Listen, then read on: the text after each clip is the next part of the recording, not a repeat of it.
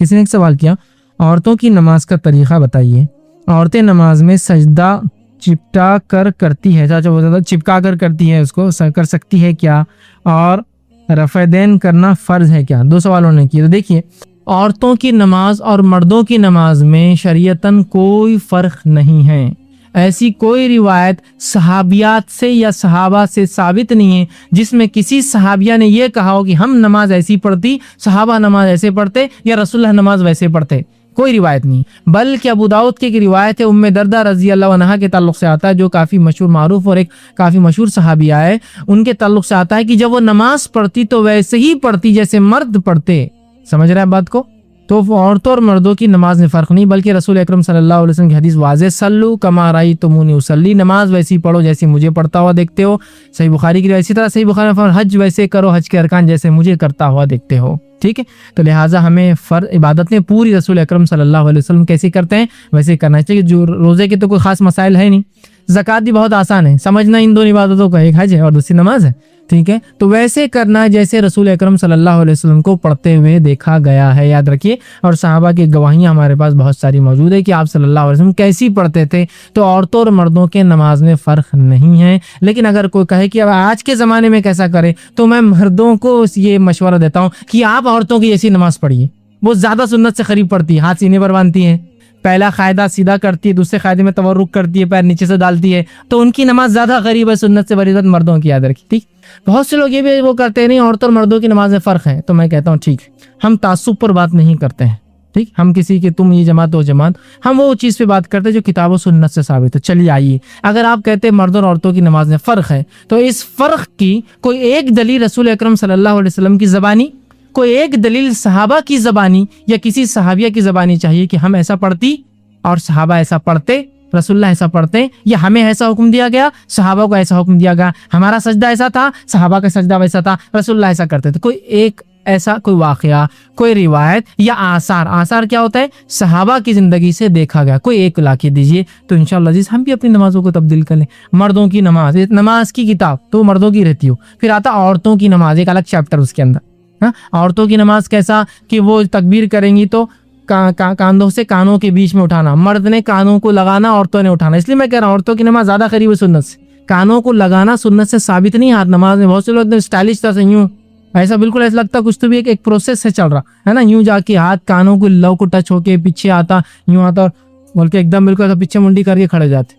Natural अमल नमाज इतना आसम, कांधों से कानों के बीच में हाथ उठाते, तो आप कहीं भी इतने बीच में कहीं भी उठाइए, लगाने की कोई रिवायत नहीं। ठीक है, तो औरतें ना लगाए, मर्द लगाए। देखिए औरतें अंदर हाथ डालती यूं करती और मर्द बेचारे यूं करते, तो ये फर्क कहाँ से आए? चलिए बताइए। क्या हदीस में ऐसा है कि कांधे तक औरतें उठाती और कानों तक मर्द? लफ्ज ही नहीं। आप सल्लल्लाहु अलैहि वसल्लम ज़कात के लिए उठाते हाथ तो कांधों से कानों के बीच में आपके हाथ कहीं तो भी होते, बस ठीक है, बता दिया गया। ये कहा कि कानों तक मर्द और कांधों तक औरतें? ऐसा कोई उसूल है? कैसा होता है ना, मेडिकल में उसूल होता है, अगर आप कभी टेस्ट रिपोर्ट लाए तो उसमें 2 एंटिटीज लिखे हुए होते हैं। फॉर एग्जांपल 50-80, तो 50 to 80 नहीं होता है, 50 लेडीज के लिए होता है, 80 जेंट्स के लिए होता है। उसमें फर्स्ट लेडीज की रहती, सेकंड एंटिटी वो जेंट्स की रहती। अगर 50 से ऊपर है तो लेडीज को मार्क कर देता कि भाई तुम्हारा 60 मतलब ये हाई है। जेंट्स का रहा तो नहीं करता मार्क, इसलिए कि 80 तक जेंट्स होता है, तो 50 to 80 नहीं होता है, 50 लेडीज के लिए। तो ऐसा कुछ है कि हदीस में कि लेडीज के लिए कांधे थे और जेंट्स के लिए कान थे? कुछ भी नहीं। ठीक, उसके बाद जो है हाथ बांधने का मसला आया। ठीक, तो मर्द जो है नाफ के नीचे हाथ बांधे और औरतें जो है सीने पर हाथ बांधे। ठीक, बहुत से लोग आते हैं यहाँ बहस करने आरसी पे, हाथ सीने पे हाथ बांध कर दलील दीजिए, सीने पे हाथ बांध कर दलील दीजिए। अगर आपने साबित कर दे तो आपको 1 करोड़ इनाम, 20 लाख इनाम, फला इनाम। तो मैं उनको पहले कहता हूँ कि वो 20 लाख अकाउंट में जमा करो तो बात होगी, 3rd person account with sign checks. ठीक, कि भाई 20 लाख की और जीत गया तो मैं फौरन ले लूंगा वो चेक आपसे। खाली हवाई बात है कि 20 लाख और 1 करोड़, तो वो जमा करो तो आओ। नहीं अच्छा ठीक है, तो पैसा नहीं, तो फिर ठीक है बात करो फिर आगे कि वो साबित कर दीजिए, तो हम ये कर देंगे, हम वो कर देंगे, हम ये कर देंगे। मैं फिर उनको कहता हूँ अम्मी नमाज कैसा पढ़ती है आपकी? अम्मी हुजूर आपकी नमाज कैसा पढ़ती है? तो सीने पे, तो उसकी रिवायत कहाँ से ला दो, वरना अपनी माँ की नमाज गलत है बोल दो पहले। नहीं वो तो वैसा तो नहीं है, तो फिर उनको कहाँ से लाए तुमने सीने पे? चलो वो दलील हमारे लिए भी मान लो, चलो वो दलील हमारे लिए भी मान लो। वो बहस, वो फला में ये है, उसको तो वो रावी पे वो है, वो सब आप छोड़ दो एक तरफ। थोड़ा देर सिर्फ इतना बोलिए, आपके मसलक में औरतें सीने पर बांधती है तो उनकी नमाज होती है क्या? तो फिर मुझे भी इजाजत दे दीजिए आप बांधने, या उनकी दलील क्या वो दलील मेरी भी है, तो वहीं मुंह बंद हो जाता है उनका। खामोखा बहस करके क्या फायदा? ठीक, तो औरतें सीने पर बांधे, मर्द नाफ के नीचे बांधे, दोनों सीने पर बांधे, याद रखें, ठीक है। उसके बाद औरत जब सजदा करे, जो फर्क के बाद वही बता रहा हूँ, फर्क के पॉइंट, औरत सजदा करे तो ऐसा सजदा करे कि उसका पेट उसके मांडियों पर चिपक जाए, उसका सीना उस पर चिपक जाए, और उसके बाद उसका नाक, सर और उसके पूरे हाथ ऐसे चिपक जाए कि इधर से कुछ ना दिखे, चिमट कर सजदा करे। क्यों? और वो सजदा भी कैसा, आप सल्लल्लाहु अलैहि वसल्लम सजदे में जाते तो हाथ रखते, ठीक है, फिर पैर रखते, ये पहले पूरा बैठ जाते औरतें, बैठने के बाद फिर सजदा नहीं करते, अपने मतलब मांडी पर लेट जाते, समझ लीजिए, पहले सीधा बैठ जाते हैं फिर लेट जाते हैं, ऐसा बिल्कुल यूं करके। आप सल्लल्लाहु अलैहि वसल्लम की अबू दाऊद की वाज़ेह रिवायत है, आपने फरमाया सजदों में हाथ कुत्तों की तरह ना रखो। कुत्ता देखिए आप बैठता है तो कैसा बैठता वो रखता है, और आप सल्लल्लाहु अलैहि वसल्लम को देखा गया जब आप हाथ को उठाते हैं तो इतना उठाते हैं कि आपकी बगल मुबारक, चूंकि शर्ट की आस्तीन बड़ी होती कभी कभार, बगल वाली छोटे शर्ट भी पहना करते हैं। मैंने जैसे आपको बताया था, उस जमाने में इतने भी कपड़े नहीं थे, तो बहुत सी बार चादर को मोड़ा जाता, बीच में से एक सुराख करके डाल लेते सर में से, तो इधर का खुला रहता था उसकी वजह से, लेकिन सामने और ये ढक जाया करता था, जरूरत पड़ी तो उसको बांध लिया करते थे। तो आपके बगल मुबारक की सफेदी नजर आती, रिवायत में नजर आते आपके बगल, आप जब सजदा करते। लेकिन यकीनन जब हम जमात में होंगे, मर्द बाजू बाजू तो मुश्किल, लेकिन इमामत में आपको देखा गया ना, तो जाहिर से इमाम को जगह होती है, हमको नहीं होती है। लेकिन चिपकाने के लफ्ज नहीं, ना आप ऐसा चिटकाते ना आप ऐसा चिटकाते, तो हाथ को ऊपर रखना है। कौन नियम, औरत जाहिर से उमूमन औरतें घर में अकेली पढ़ती है, तो आप भी वैसी नमाज पढ़ेंगी, हाथ रख के बिल्कुल उठाकर। कोई का ऐसा नहीं औरत चिपक कर पढ़े तो दलील, हमको दलील चाहिए, नहीं फला इतने बड़े लोग गलत हो सकते हैं। देखिए बड़े गलत और ये गलत तो आपके जहां बड़े हैं इनके भी बहुत से बड़े हैं, किसके बड़ों की सुनना, सबके बड़े हैं यहाँ तो, है ना, और बड़े बड़े हैं, मतलब सीधे छोटे मोटे बड़े नहीं। अलखाब तो ऐसे शुरू होते, अल्लामा, फाजिल, मौलाना, ये वो नाम आता ही नहीं, मतलब ढूंढते चलो आप नाम कहाँ है उसमें, आखिर में उनका नाम है ना। तो बहुत बड़े बड़े हैं, सबके पास बड़े हैं, आपसे बड़े उनके पास बड़े हैं। तो बहुत सी एक जमात वाले बोलते हैं भाई हम सही है, तो आपसे बड़े तो उनके पास, उनकी टोपियां बड़ी और उनके लोग भी बड़े। तो बताइए अब उनके बड़ों की सुने, आपकी बड़ों की सुने, किसके बड़े बोले तो मुश्किल हो जाएंगे। तो बड़ों की ना सुनते हुए, तो फिर हमारे बड़े सबके बड़े हैं तो फिर मुश्किल हो जाती ना। तो ना सुनते हुए एक उसूल निकालिए, जिसके पास दलील उसकी बात सुन ले, चाहे बड़ा हो चाहे छोटा हो, खत्म, सीधी सी बात। तो भाई बड़ों का नहीं करते हुए चलिए दलील की बात करें, दलील तो नहीं है तो फिर बाजार जब दलील नहीं है तो फिर बात आगे करके फायदा कुछ है नहीं, ठीक है। बहस तो बहुत हो सकती है, जिद तो बहुत हो सकती है, लेकिन हमको जहनों को खोलना है। तो औरतों की और मर्दों की नमाज में फ़र्क नहीं है। फिर पहले कायदे में औरतें बराबर बैठती हैं, अपने उल्टे पैर को कमर के नीचे रखती है और उस पर कमर होती है। दूसरे कायदे में उल्टे पैर को सीधे पैर के नीचे से, जिसको तवरुक बोलते, करती है। ये मर्दों का भी आप सल्लल्लाहु अलैहि वसल्लम पहले कायदे में सीधा बैठते, फिर पैर के ऊपर कमर रखते। दूसरे कायदे में आप तवरुक करते, मतलब उल्टे पैर की मांडी बैठकर उल्टे पैर को सीधे के नीचे से बाजू से निकालते। यहाँ औरतों को दे दी, बोले तुम तवरुक करो, मर्द नहीं करेंगे। मर्दों का नहीं, औरतों के लिए भी वो है, मर्दों के लिए भी। इसलिए मैंने कहा कि औरतों की नमाज बहुत ज्यादा करीब है सुन्नत के बनिस्बत मर्दों की नमाज के हमारे माहौल में। तो मर्द उधर शिफ्ट हो जाए, सजदे का तरीका बस औरतें चेंज कर ले तो तकरीबन नमाज सुन्नत है। इसको इनकार करना कि नमाज फर्ज नहीं है, या इसको छोड़ना ऐसे शख्स के बारे में कि वो शख्स काफिर है, इसमें भी किसी को इख्तिलाफ नहीं है कि जो शख्स नमाज छोड़े, नमाज ना पढ़े, इसका मुनकिर हो,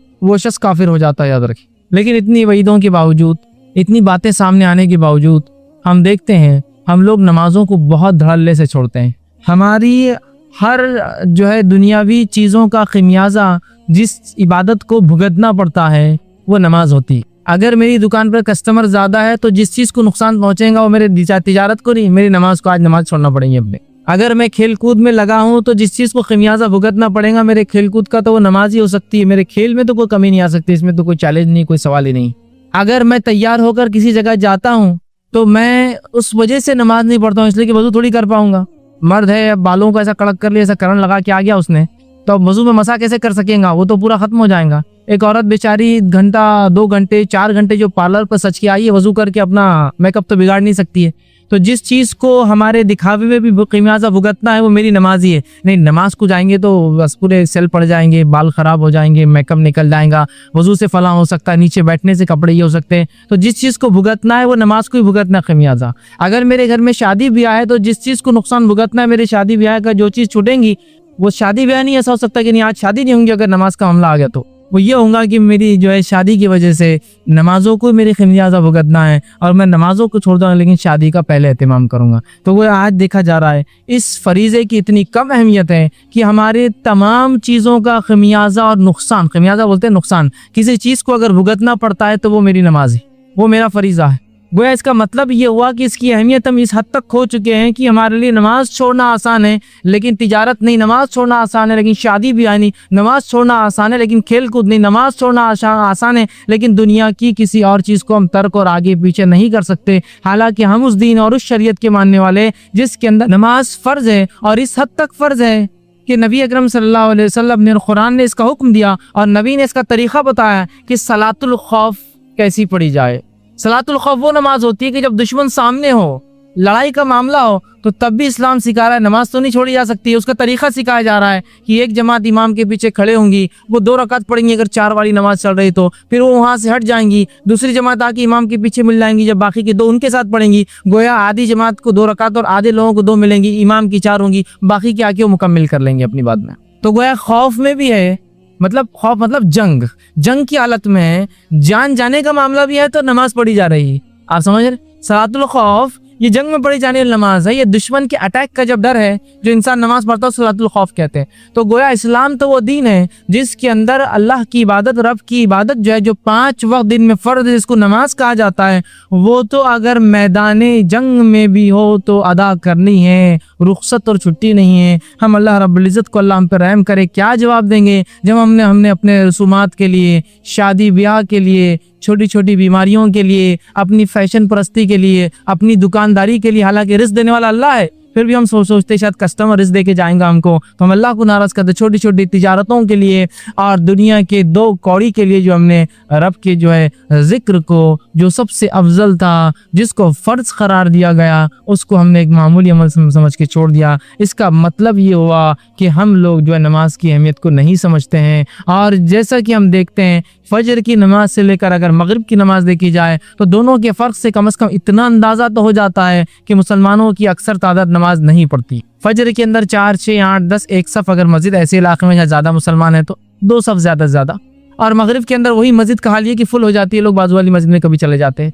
उसके मुकाबले मगरिब से आप मुखालफत कीजिए जुमे का, तो फिर पता चलता है मुसलमानों की और भी अक्सरियत नहीं पड़ती, इसलिए कि जुमे में जितनी तादाद होती है तो मस्जिदों को बंद करना पड़ता है। फिर उससे आप कंपेयर कीजिए रमज़ान का पहला दिन और वो पहली रात जो ईशा की जो है मगरिब की आती है और ईशा की आती है, उसमें तो रास्तों को बंद करना पड़ता है। इसका मतलब आम जुमे में भी लोग उतने नमाज नहीं पढ़ते जितने रमज़ान में पढ़ते हैं। और रमज़ान में भी जिसको जुमातुल विदा के नाम से मशहूर कर दिया, आखिरी जुमा जो अभी गुजरा है, इसमें जो है अगर इसका मामला ले तो उसमें भी और तादाद मिलेंगी जो आम जुमा में भी नहीं मिलती है। इससे पता चला आम जुमा में रमज़ान के भी जितने लोग नमाज नहीं पढ़ते जुमातुल विदा को पढ़ते। और ईदैन का अगर मामला ले तो ईदैन में आपको उतने लोग मिलेंगे जितने आपको जुमे में भी नहीं मिलते, चाहे जुमातुल विदा जिसको कहा था उसमें भी नहीं मिलते। इससे पता चला कितने लोग कसरत से नमाज छोड़ रहे हैं। एक फजर की आम नमाज से लेकर ईद की नमाज से उसको कंपेयर कर लीजिए, ठीक है कि ईदगाह लाखों की तादाद में है, उसके अंदर मुसल्ली एक ईदगाह में 1.25 लाख, एक ईदगाह में 1 लाख, एक ईद तो लाखों। और फिर जुमा जो है ईदैन की नमाजें जो मसाजिद में भी हो रही है, फिर लोगों ने प्राइवेट जो है अपने खेतों पर भी और खुले मैदानों में भी शुरू कर दिए। इतना होने के बावजूद भी जगह नहीं पड़ती है।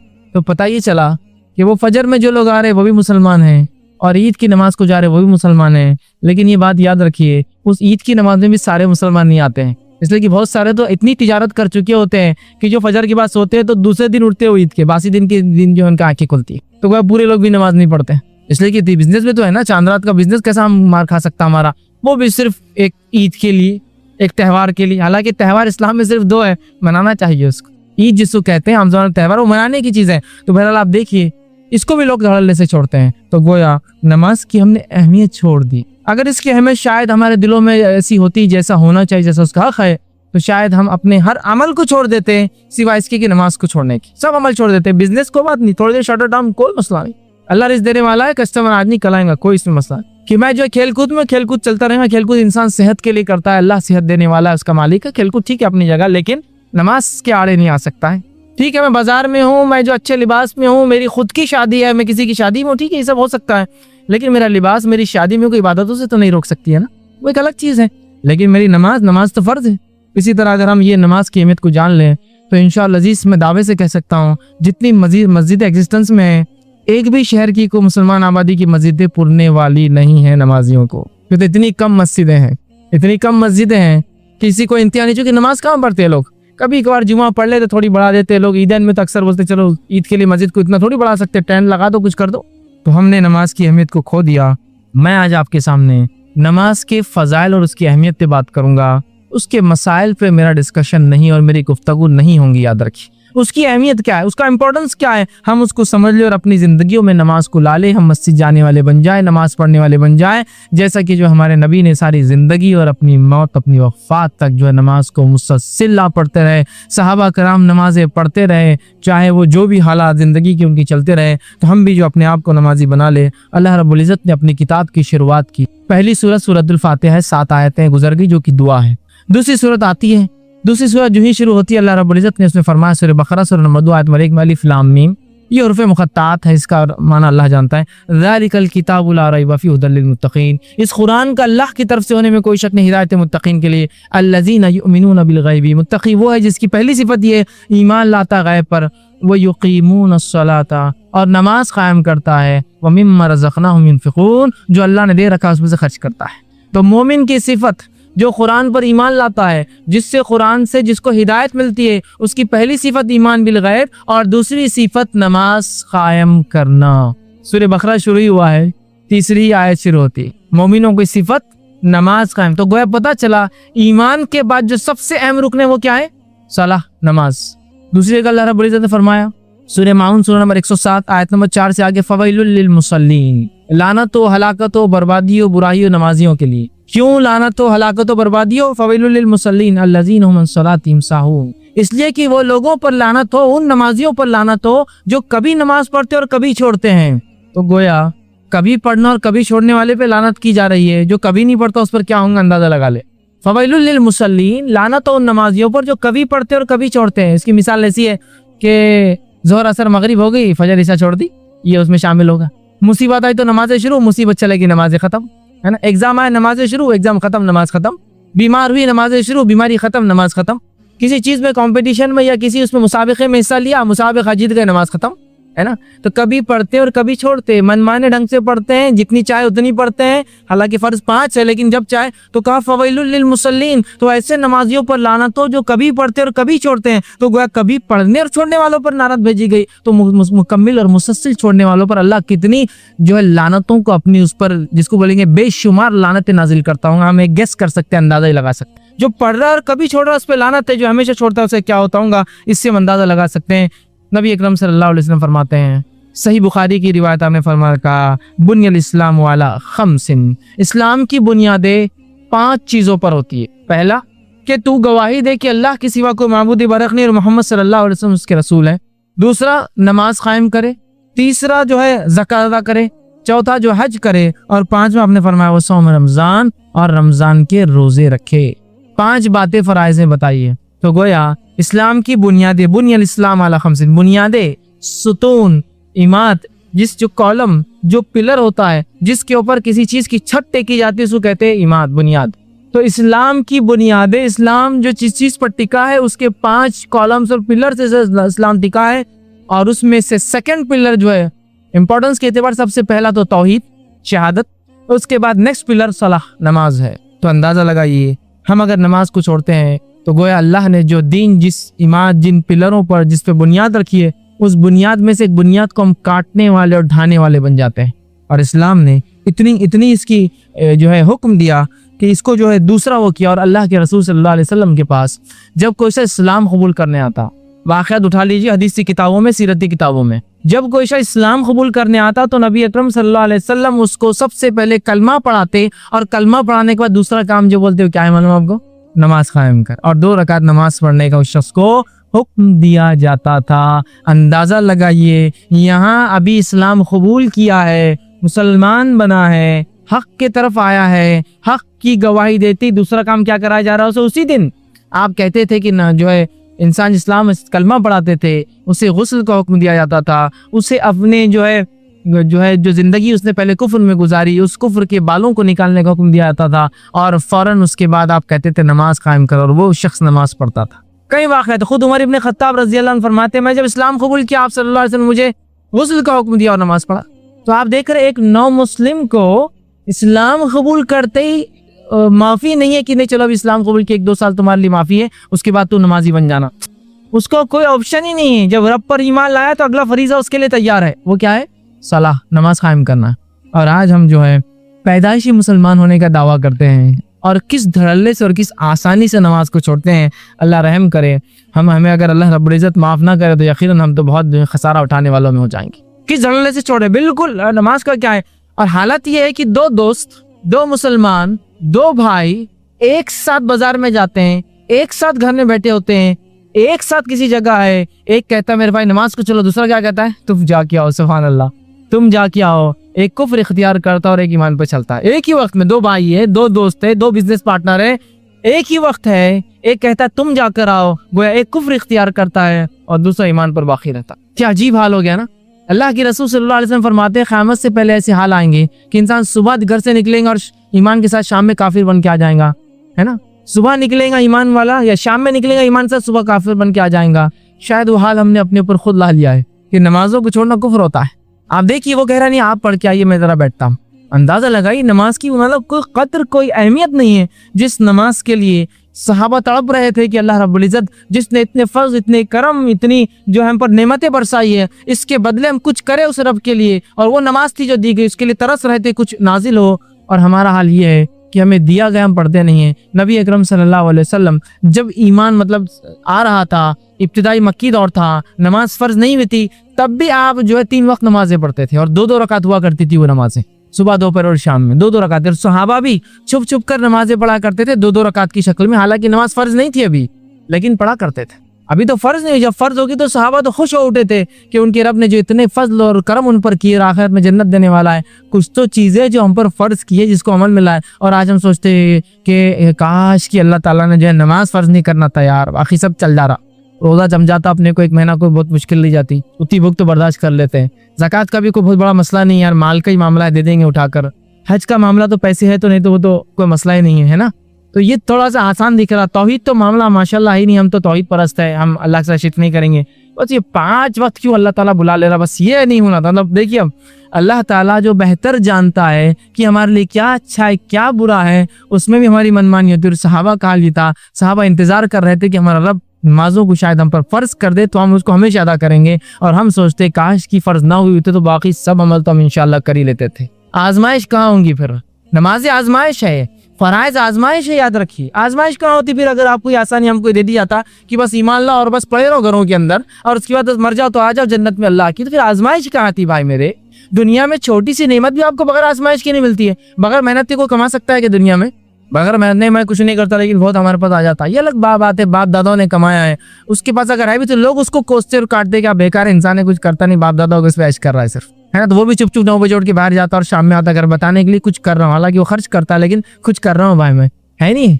तो दुनिया में कोशिश करने के बगैर कुछ हासिल नहीं है। तो उसी तरह आखिरत के लिए भी हमें ईमान पर चलकर जो उसके तकाजे हैं, फराइज है, उसमें अमल करने के बगैर कोई चारा नहीं, याद रखिए। और आज हमारी हालत ये है कि अगर जो है कोई शख्स जो है नमाज पढ़ने लग जाता है, कोई शख्स मस्जिदों में दिखने लग जाता है, तो लोग क्या पूछते हैं उससे, मालूम सब खैर तो है ना घर पर। तो क्यों आप ये सवाल क्यों कर रहे हैं? नहीं, जैसा ऐसा लगा एग्जाम है शायद आप आना शुरू हो गए, कोई मुसीबत तो नहीं आई ना आप पर? नहीं, आप मस्जिद में आ रहे हो तो इसलिए पूछ रहे, कोई मसला तो नहीं है, कोई बीमारी तो नहीं लग गई ना आपको? नहीं, सब ठीक है। नहीं, जैसा आप मस्जिद आ रहे हो तो पूछना पड़ा कि बीमार तो नहीं है, हम मस्जिद से रो गए, इसलिए कि आप एग्जाम से एग्जाम दिखते, मार्च टू मार्च दिखते बहुत सालों से, और बीमारी से बीमारी नजर आते, बिजनेस जब बंद हो गया तो जब नजर आते उसके बाद नहीं है। तो कोई अगर एक इंसान नमाजी बन जाता है तो लोग उससे खैर खैरियत पूछना शुरू कर देते, भाई सब ठीक तो है ना घर में, कोई बीमारी तो नहीं है ना, कोई मुसीबत तो नहीं है ना। इसलिए कि हम नमाज को तभी तो इस्तेमाल करते हैं जब हम बीमार हो जाते हैं, मुसीबत ज़दा हो जाते हैं, बिजनेस डूब जाता है, बच्चे बिगड़ जाते हैं, लड़की भाग कर चले जाती है, लड़का भगा कर ला लेता है, इसने मना कर दिया, तो अल्लाह के राह में जो फिर अल्लाह के जो है दीन पर अमल शुरू, नमाजी बन गए, बिल्कुल तस्बीह हाथ में चालू है, मस्जिद से उठा के ले जाना पड़ रहा, निकल रहे नहीं खुद से। और उसके बाद जब वो मामला हल हो गया, केस ख़त्म, मामला ख़त्म, अल्लाह ने नेमत दे दी, तिजारत चल गई, फला होगी, उसके बाद फिर लोग पूछते शायद सब अच्छा चल रहा, क्यों नहीं वो आप मस्जिद नहीं आ रहे हैं, तो ऐसा लगा अब अच्छा चल ही रहा हूँ, ऐसे कि मस्जिद आ रहे थे आप छोड़ है नहीं। यही हाल हो चुका है कि नमाजें जब इंसान पढ़े तो लोग शक में पड़ जाते हैं, को मुसीबत में लगता है, इसलिए कि इसके बगैर तो नमाज को कभी आता नहीं है। हालत हमारे ये है। नबी अकरम सल्लल्लाहु अलैहि वसल्लम फरमाते हैं, मुस्नद अहमद की रिवायत है, नमाज की अहमियत बयान करते हुए, अव्वलु मा युहासिबु बिहिल अब्दु सलातुहु, रोज़े क़यामत जो सबसे पहले अल्लाह जिस चीज़ का हिसाब शुरू करेंगे बंदे से वो उसकी नमाज होंगी। पहला हिसाब अल्लाह के हक़ में जो होगा वो नमाज, और पहला हिसाब बंदों के हक़ में जो होगा खून का होगा। तो बंदे का जो अल्लाह जब मामला करेंगे अपना, तो तौहीद तो बहरहाल है, नमाज सबसे पहली चीज है जिसका हिसाब होगा। जामे तिरमिज़ी की रिवायत अल्लाह फरमाएगा बंदे की नमाज देखो, सबसे पहले उसकी नमाज देखी जाएंगी। वो अल्लाह कहेंगे क्या हुआ, इसकी नमाज पूरी हुई नहीं हुई। जो है फरिश्ते कहेंगे अल्लाह इसकी नमाज में कमी हो रही है, तो अल्लाह कहेंगे देखो इसकी कोई और नफिल सुन्नत वगैरह है कि अगर हो तो ये इससे फराइज की तकमील कर देना, ठीक। तो वो ढूंढी जाएंगी, फिर अगर वो भी ना हुई तो फिर खसारे में रहा इंसान। तो पहला सवाल, पहला हिसाब, पहला किताब, फर्स्ट अकाउंटेबिलिटी, पहला अकाउंट जिस चीज के ताल्लुक से रजिस्टर्स खोले जाएंगे मेरे और आपके, वो होगा नमाज का मामला। अब हर शख्स सोच ले, अगर क्वेश्चनर एग्जामिनर के फर्स्ट क्वेश्चन के अंदर जो वाइवा में होता है, ओरल टेस्ट में होता है, इंसान फेल हो जाए तो अगलों का क्या होता है हम सब जानते हैं। पहला सवाल आपने गलत लिखा पर्चे में, तो एग्जामिनर साइकोलॉजी कर रहे यार इसने पर्चा गलत लिखा ही होगा पूरा, है ना। तो हर कोई बोलता फर्स्ट वो अटेम्प्ट करना चाहिए जो सबसे अच्छा आप लिख सकते हैं ना। तो पहला क्वेश्चन देखिए नमाज, अगर उसमें हम फेल हो गए तो अगलों के बारे में अंदाजा ही लगाया जा सकता क्या होने वाला है। फर्स्ट इंप्रेशन ही हमारा गलत पड़ जाएगा। हम कोशिश करें नमाज को इंप्रेशन के लिए नहीं, लेकिन अपने रब के पास हिसाब देना है, ये फरीजा है, और इसको ख्वाहिश के साथ तकमील में ले जाए कि नहीं अल्लाह मुझे करना है तो इतनी नेमतें देता है। अगर कोई आम इंसान इतनी नेमतें दे तो मुझे कितना उसका शुक्र अदा करना पड़ता है नहीं है। एक इंसान किसी को खैरात भी दे तो बेचारा जो लेता है ना उसको शुक्रिया अदा करना पड़ता है उसका। हालांकि खैरात देकर वो एहसान नहीं करता है, वो अपना एक बोझ उतारता है सर से, फिर भी लेकिन वो करता है। तो अल्लाह इतनी बेशबहार नेमतें देता है, क्या इसके शुक्र में हम फराइज पे भी अमल नहीं करेंगे? बहरहाल ये बड़ी ज़रूरी चीज़ है। आज हम जो है इतनी मसरूफियत का हम बहाना बनाते हैं और जो है इतने काम हमने अपने ऊपर जो है लाद लिए हैं कि जिसका खमियाजा अगर किसी को भुगतना पड़ता है हमारी मसरूफियत का, तो वो सिर्फ और सिर्फ नमाज होती है। और आज जो है नमाज का ऐसा मामला हो चुका है कि हम बहुत कम उसे अदा करते हैं। हालांकि नमाज की अदायगी पाबंदी से करना, इसकी खास ताकीद अल्लाह की किताब ने दी। अल्लाह रब्बुल इज़्ज़त सूरह नाम सूरह नंबर 6 आयत नंबर 92 फरमाता और कहता है वल्लज़ीना युमिनून बिल आखिरती युमिनून बिही, जो लोग ईमान लाते हैं आखिरत पर, वो ईमान लाते हैं इस कुरान पे। वहुम अला सलातिहिम युहाफ़िज़ून, और वो अपनी नमाजों की हिफाजत करते हैं। जो आखिरत पर ईमान लाता है वो कुरान पर ईमान लाता है, जो कुरान पर ईमान लाता है वो नमाजों की हिफाजत करता है। मोमिनों की सिफत कुरान कह रहा है कि नमाजों की हिफाजत करना मोमिन की सिफत है। फिर इसकी हिफाजत का ताकीदी हुक्म अल्लाह ने दिया और फरमाया सूरह निसा सूरह नंबर 4 आयत 162 162 में वल मुक़ीनीन अस्सलाता वल मुतून ज़काता वल मुमिनून बिल्लाहि वल यौमिल आखिर उलाइका सनुक्तिहिम अजरन अज़ीमा। फरमाया और जो नमाज कायम करने वाले हैं और जो है ज़कात देने वाले हैं, जो ईमान लाते अल्लाह पर और यौम आखिरत पर, ऐसे ही लोगों के लिए हमने बहुत बड़ा अज्र उठा कर रखा है। जो नमाज़ी कायम करते हैं, जो ज़कात देते हैं, जो ईमान लाते हैं अल्लाह पर आखिरत पर, ऐसे ही लोगों के लिए हमने बड़ा अज्र तैयार कर रखा है। इसी तरह जो है एक और आयत में सूरह बकरा सूरह नंबर 2 आयत में 238 में 238 में अल्लाह फरमाता कहता है हाफिज़ वस्सलातिल वुस्ता, नमाज की जो है हिफाजत करो, और ख़ास तौर से बीच वाली नमाज मतलब असर की नमाज की हिफाजत करो, और ख़ास तौर से बीच वाली नमाज की। फिर ताकीद की नमाज की और फरमाया सूरह मोमिनून सूरह नंबर 23 आयत नंबर 9, जिसमें सक्सेसफुल लोगों की बात बताई गई है। बहुत से लोग होते हैं ना जो लोग MBA करते हैं, मैनेजमेंट कोर्सेज करते हैं, उनसे पूछिए सक्सेसफुल लोगों की जो है सवाने हयात बायोग्राफी पढ़ने का क्या इंपॉर्टेंस रहता है। फिर वो बोलते ये मैनेजर था, वो उसने ये क्या जिंदगी में फलां उसकी सवाने हयात फलां करता था, ये करता था, है ना। तो अब यहाँ अल्लाह रब्बुल इज़्ज़त बयान कर रहा है आखिरत में सक्सेसफुल लोगों की सिफतें हैं सूरह मोमिनून की इब्तिदा में। उसमें से एक सिफत जो सक्सेसफुल जो लोग आखिरत में जो कामयाबी अटेंड करेंगे उनकी एक सिफत क्या अल्लाह बयान कर रहा है वल्लज़ीना हुम अला सलातिहिम युहाफ़िज़ून, और आखिरत में कामयाब लोगों की एक सिफत है वो अपनी नमाजों की बड़ी हिफाजत करते हैं, उसको सहत के जोत के रखते, कहीं भूल ना जाओ, छूट ना जाए, गफलत ना हो जाए, सो ना जाए, कि मेरी सवारी ऐसी जगह ना रुके तो कुछ ना कुछ पहले इंतजाम कर लूँ, वजू का क्या मामला होगा, पानी नहीं तो तैमूम के लिए क्या तैयारी करके निकलता हूँ, तहारत चूंकि जरूरी है तो तहारत का इंतजाम है नहीं उस जगह उसको देख लूं, ना हो तो ढेलों का इंतजाम पहले से करके सफर में निकलूं। सब पहले से हिफाजत करते रहते हैं उसको। हिफाजत समझते हैं ना, हिफाजत में कोई एक चीज नहीं आती, ओवरऑल मुकम्मल तौर से उसको सेफ गार्ड करते हैं। तो कहा मोमिन वो है जो अपनी नमाजों की हिफाजत करते हैं। बहुत सारे लोग नमाजों की हिफाजत करते हैं, जिस शहर में सफर में गए तो पूरी नमाज गुल, यहाँ से दिल्ली गए तो दिल्ली में अगली नमाज, अरे क्यों, तारत का मसला, ट्रेन में पानी नहीं रहती है, तो फिर हिफाजत वाले काम है आप नमाज के। जब आप निकले थे ट्रेन के सफर तो आपको याद रखना चाहिए था तारत के लिए पानी शायद ना हो, तो ढेले पहले से तैयार करके पैकेट में बंद करके लेके चलो कि तारत करने की जरूरत पड़ गई तो। और अगर पानी ना हुआ तो तारत तो फिर वजू भी करना है, ना हुआ तो मिट्टी छान कर एक पन्नी में डाल के ले जाओ कि तैमम की जरूरत पड़े तो ट्रेन में मिट्टी कहाँ मिलेंगी, गंदगी होती है वहां तो। है ना। तो फिर मैं मिट्टी भी ले जाऊं ताकि तयम्मुम के लिए मिट्टी भी तैयार। ये तो माना हिफाजत करने वाले अपनी नमाज को सेफ गार्ड करके रखते हैं। मेरी बस अगर छूट जाती है तो बस रुकेंगे नहीं अगले मुकाम पे, इसलिए कि बहुत लंबा है। तो फिर बस वाले से बात करके अच्छा ऐसा है कि चलो मैं नमाज के वक्त कब शुरू होता है कब खत्म होता है, आज तो माशाल्लाह एंड्रॉइड का जमाना, आसानी से पता चल जाता है, चलो टाइम तो हो गया पढ़ लेता हूँ, इसलिए कि फिर बस रुकने वाली नहीं बहुत लंबा। यही तो हिफाजत, सेफ गार्ड करना अपनी नमाजों को। तो कहा वल्लज़ीना हुम अला सलातिहिम युहाफ़िज़ून, अपनी नमाजों की हिफाजत करते रहते हैं, उसके बारे में गौर व फिक्र करते हैं। वो चाहते हैं कि नमाजें उनसे ना छूटे और मुकम्मिल हिफाजत के साथ वो अपनी नमाजों को अदा करे। ये सिफत है। मुअत्ता इमाम मालिक की रिवायत है, आप सल्लल्लाहु अलैहि वसल्लम फरमा रखा है यकीनन मेरे नज़दीक, आप फरमा रहे हैं यकीनन मेरे नज़दीक तुम्हारे उमूर में से सबसे अहम और ज़रूरी काम, यकीनन मेरे नज़दीक तुम्हारे उमूर में से सबसे अहम और ज़रूरी काम नमाज है। क्या फरमा रहे हैं? तुम्हारे मामले में सबसे अहम चीज जो तुम हुक्म मैं तुम्हें दे रहा हूँ, जो उमूर तुम्हें दिए गए, सबसे अहम चीज नमाज है। फिर आगे फरमाते हैं जरूरी का काम नमाज है। जिस शख्स ने इसकी पाबंदी की, इस पर जो है कारबंद रहा, जिसने पाबंदी की इस पर अड़ा रहा, इसने अपना दीन महफूज कर लिया। जिसने नमाज पढ़ी उसने अपना दीन महफूज कर लिया, और जिसने इसे ज़ाये किया, ज़ाये कर दिया, वो दूसरे मामलात में बिल उला सुस्त और कोता होगा। पता ही चला रसूलुल्लाह फरमा रहे हैं जो नमाज में सुस्ती बरतता है, इसका मतलब दुनिया के कामों के लायक वो आदमी नहीं है। जो अल्लाह का जो हक है और सबसे पहला इंपॉर्टेंट काम है, अगर वो नहीं करता है तो उस पर ट्रस्ट मत कीजिए कि आपके दूसरे काम भी कर सकता है, वहां भी वो सुस्ती बरतेगा। समझ रहे हैं बात?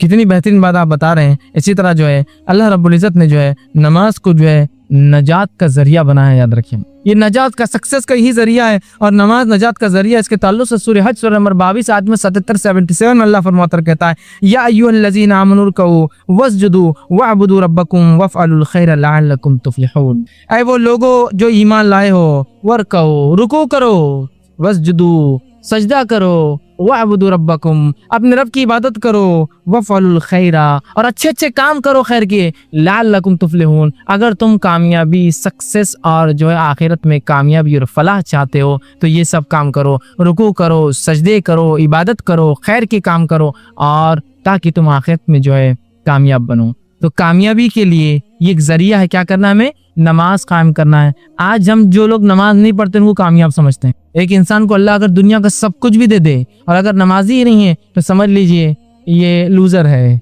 नाकाम है। और एक इंसान को दुनिया में कुछ भी हासिल नहीं है लेकिन अगर नमाज पढ़ता है, समझ जाइए सक्सेसफुल है आखिरत के। वहाँ का रिजर्व बैंक उसका फुल है, यहाँ का खाली होगा हो सकता।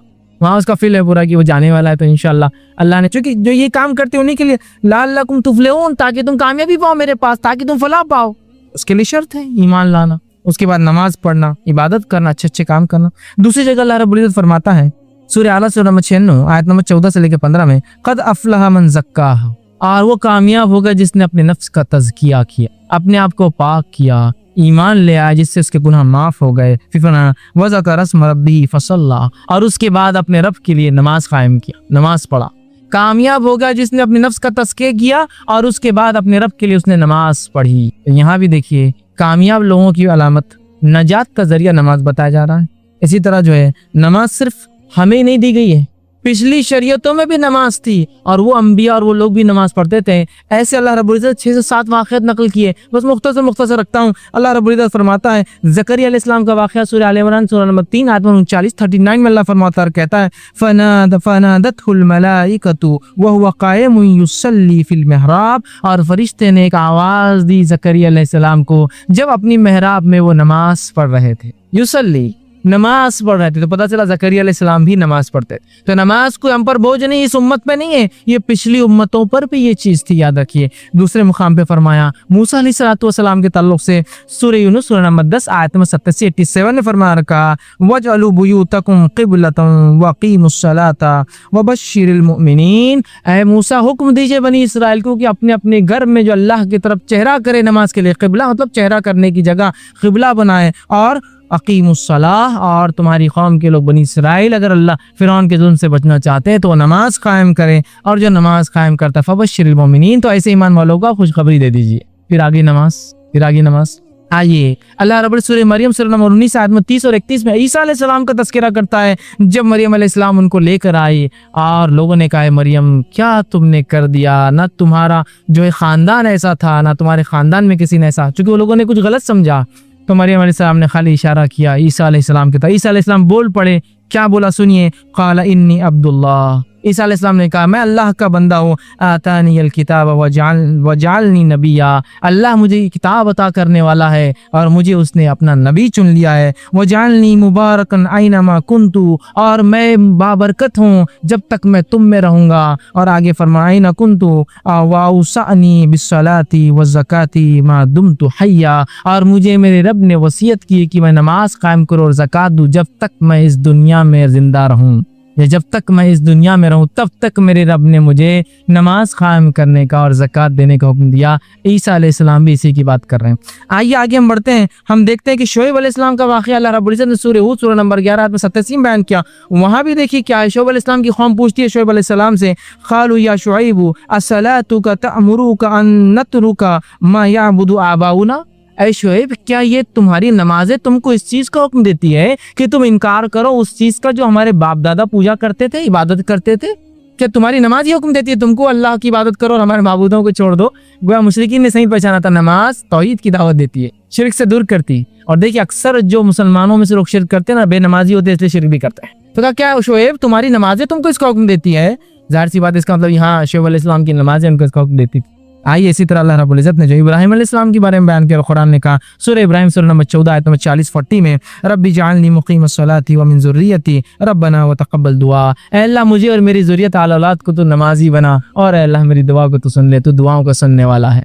मुझे और मेरी ज़ुर्रियत को, मुझे और मेरे आने वालों को, गोया एक तरह से दुआ है जिनको औलादे होने वाली है ना, ये दुआ किया करे। इसलिए कि यहाँ इब्राहिम अलैहिस्सलाम भी जो है दुआ कर रहे हैं अपने लिए और औलाद के लिए आने वाली, अल्लाह मुझे और मेरी औलाद का नमाज कायम करने वाला। हम कहाँ दुआ करते हैं अपनी औलाद से पैदाइश से पहले अल्लाह नमाजी बना। हम जो दुआ करते हैं अल्लाह चांद जैसा हो, गोरा हो, ये हो, सही सलामत हो, उसको बीमारियां ना हो, फला हो, ऐसा हो, इंजीनियर बन जाए, डॉक्टर बन जाए, ये बन जाए, करोड़पति बन जाए, फलापति बन जाए, चांद पर रहे, मार्स पर जाए, ये करे, ये नमाज का है। देखिए इब्राहिम अलैहिस्सलाम तो रब्बी जअलनी मुक़ीमस्सलाह, ऐ अल्लाह जो है मुझे नमाज कायम करा, और मिन ज़ुर्रियती और मेरी औलाद को भी तो नमाजी बनाओ। क्योंकि अल्टीमेट सक्सेसफुल इंसान यही होते हैं, तो इसलिए अल्टीमेट सक्सेस की दुआ हो रही है औलाद के लिए। इसी तरह इस्माइल अलैहिस्सलाम के ताल्लुक जो इनके बेटे थे, अल्लाह रब्बुल इज़्ज़त ने फरमाया सूरह मरियम सूरह नंबर 19 आयत नंबर 55 में, वकाना यअमुरु अहलहु बिस्सलाती वज़्ज़काती वकाना इंद रब्बिही मर्ज़िया, और इस्माइल इस्लाम अपने घर वालों को हुक्म दिया करते थे बीवी बच्चों को नमाज का, ज़कात का, और वह अपने रब के नज़दीक ये बड़े पसंदीदा थे इस्माइल अलैहिस्सलाम। देखिए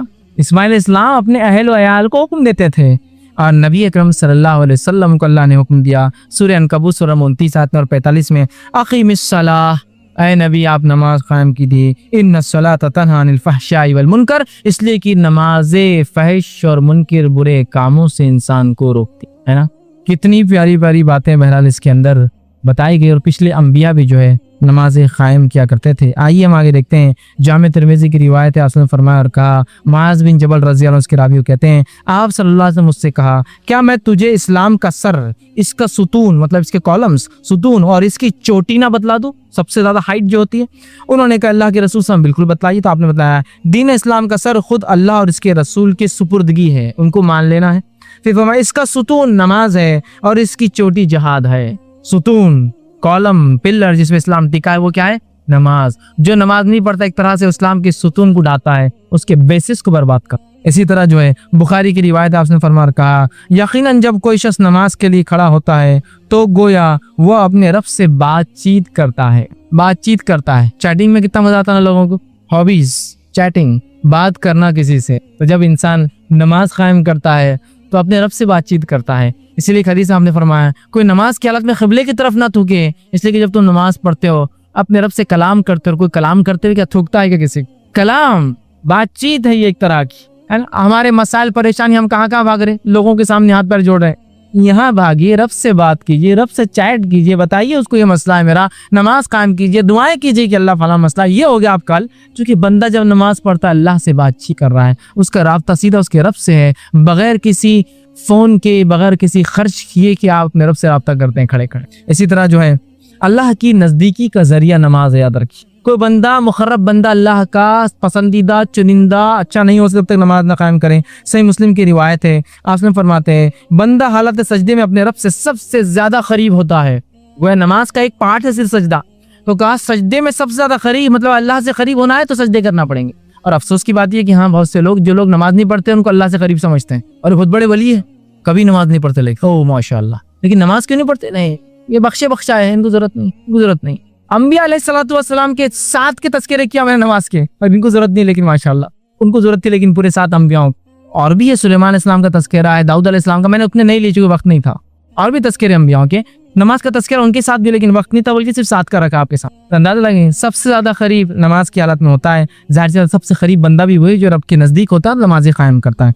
इसी तरह जो है नमाज जो है अपने रब से मोहब्बत की अलामत है, याद रखिए। जो शख्स नमाज पढ़ता है वो अल्लाह से मोहब्बत करता है, इसका मतलब ये है। बुखारी की रिवायत है, अबू हुरैरा रज़ी अल्लाह फरमाते और कहते हैं आप सल्लल्लाहु अलैहि वसल्लम फरमाया कहा जो है, और मेरा बंदा जिन जिन इबादतों से, मतलब हदीस कुदसी है जिसमें अल्लाह फरमाता है, उसने फरमा रहे, और मेरा बंदा जिन जिन इबादतों से मेरा खुर्ब हासिल करता है, नज़दीकी हासिल करता है, उनमें सबसे ज़्यादा मैं जो इबादत को पसंद करता हूँ वो फ़राइज़ है। जिस इबादत के ज़रिए हम अल्लाह से सबसे ज़्यादा करीब जा सकते हैं वो कौन सी इबादत है? फ़र्ज़ इबादतें हैं, तौहीद, नमाज, रोज़ा, ज़कात और हज। फिर अल्लाह फरमाता कहता है उसके बाद जब मेरा बंदा नफिल अदा करता है फ़र्ज़ के बाद, तो अल्लाह फरमाता है मुझसे इतना नज़दीक हो जाता है कि मैं इससे मोहब्बत करने लगता हूँ। फ़र्ज़ के बाद नफिल, ये नहीं कि आप सिर्फ नफिल ही पढ़ रहे हैं, फर्ज का क्या नहीं, फर्ज नहीं होती, अपने नफिल का बोलते हैं, रात में तहज्जुद हो रही, फजर गायब।